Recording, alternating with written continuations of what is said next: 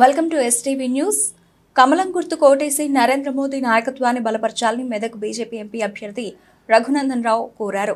సంగారెడ్డి జిల్లా పటాన్చెరు నియోజకవర్గం అమీన్పూర్ మున్సిపాలిటీలో బీజేపీ ఎంపీ అభ్యర్థి రఘునందన్ రావు రోడ్ షో చేపట్టారు. ఈ సందర్భంగా ఆయన మాట్లాడుతూ పార్లమెంట్ ఎన్నికల్లో 400 ఎంపీ స్థానాల్లో బీజేపీ గెలవబోతోందని, దాంట్లో మెదక్ పార్లమెంట్ కూడా ఉండేలా ప్రజలు ఆశీర్వదించాలని కోరారు. 10 ఏళ్ల మోదీ ప్రజాపాలనలో అన్ని వర్గాల ప్రజలకు సంక్షేమ ఫలాలు అందాయన్నారు. పేద మధ్యతరగతి ప్రజలతో పాటు ఆయా రాష్ట్రాల నుంచి ఇక్కడకు వచ్చిన ఉద్యోగులు నరేంద్ర మోదీ నాయకత్వంలో అందజేస్తున్న సోలార్ విద్యుత్ టవర్ను ప్రతి ఇంటిపై ఏర్పాటు చేసుకుని ఉచిత విద్యుత్తును వాడుకునేందుకు ఇస్తున్న సబ్సిడీని వినియోగించుకోవాలన్నారు.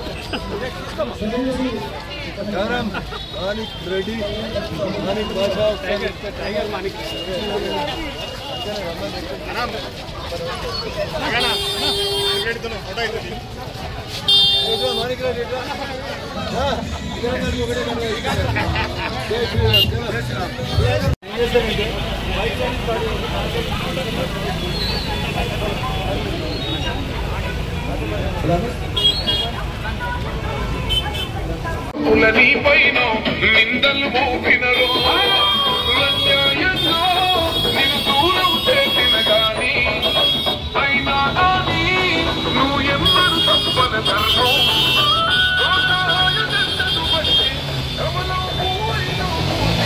నిన్ను దూరం చేసిన గాని అయినా గాని నువ్వు ఎన్నడు తప్పన ధర్మం.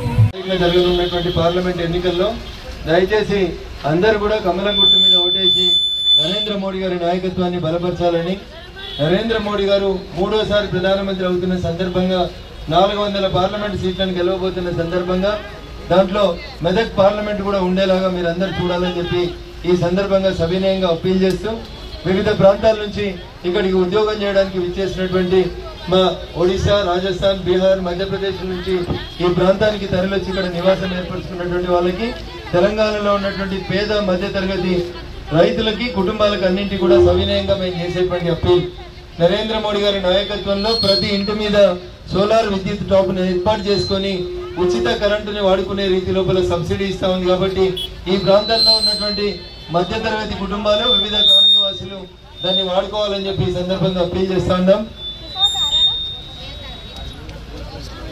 నరేంద్ర మోడీ గారి ప్రభుత్వంలో పేద ప్రజల సంక్షేమమే లక్ష్యంగా భారతీయ జనతా పార్టీ.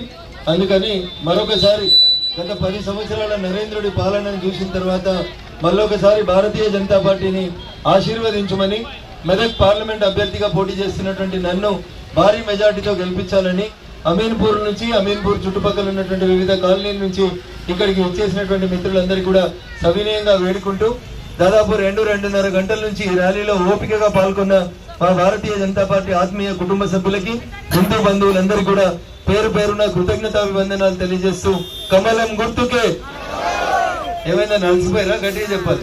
కమలం గుర్తుకే, కమలం గుర్తుకే, నరేంద్ర మోడీ గారి నాయకత్వం, నరేంద్ర మోడీ గారి నాయకత్వం. జై శ్రీరామ్, జై శ్రీరామ్.